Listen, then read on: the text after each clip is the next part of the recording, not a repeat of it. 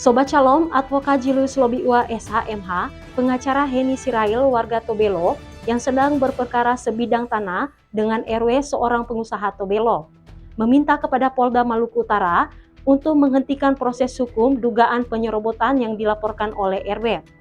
Permintaan itu disampaikan Julius Lobiua dalam konferensi pers di kantornya Desa Wosia Tobelo, Senin 11 November sore. Lebih lanjut dikatakan Julius Lobiua, putusan Majelis Hakim PT UN Ambon dalam pertimbangannya menyatakan tidak terjadi tumpang tindih objek sengketa. Putusan PT UN Ambon tersebut sudah berkekuatan hukum tetap atau inkrah karena kliennya Heni Sirail sudah tidak melakukan upaya kasasi. Saya menduga adanya rekayasa.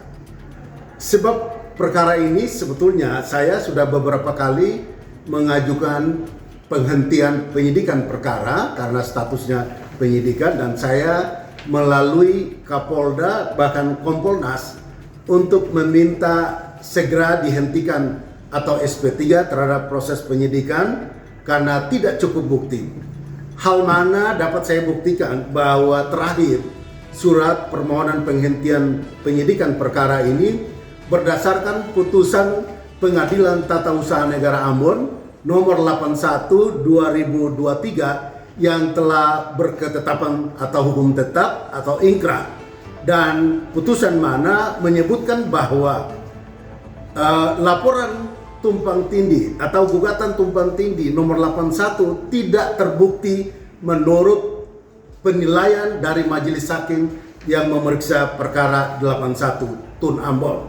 Dengan demikian maka seyogianya semua warga negara termasuk penyidik harus tunduk terhadap putusan pengadilan. Semua pihak sebagai warga negara yang baik harus turut dan patuh pada putusan pengadilan tertinggi.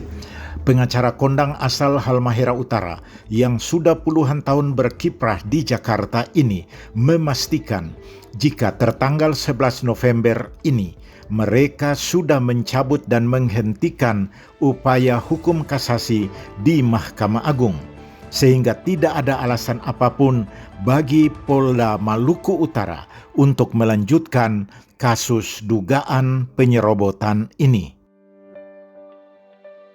Saat ditanya tentang langkah hukum apa yang akan diambilnya terhadap pelapor RW yang sudah melaporkan kliennya, Julius Lobiua mengatakan, kemudian saya juga perlu menjelaskan hari ini saya sedang mempersiapkan laporan balik atau tuntutan balik terhadap pelaporan penyerobotan tanah yang dilakukan oleh Robi Wefla. Yang pertama, karena putusan Tun Ambon nyata-nyata telah ingkrah, maka saya menganggap dan berkesimpulan bahwa telah terjadi pelanggaran hukum atas laporan palsu yang diatur dalam pasal 220 KUHP.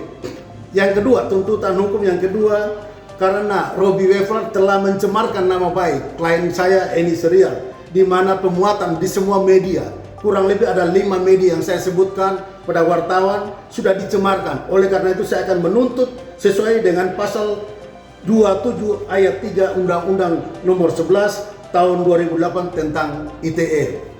Nah, mudah-mudahan ancaman hukuman ini memberikan ganjaran bagi pelapor karena sesuai dengan ketentuan hukum yang berlaku di Indonesia. Dari Radio Shalom FM 90,2 MHz, Dani Riaza melaporkan untuk Shalom News.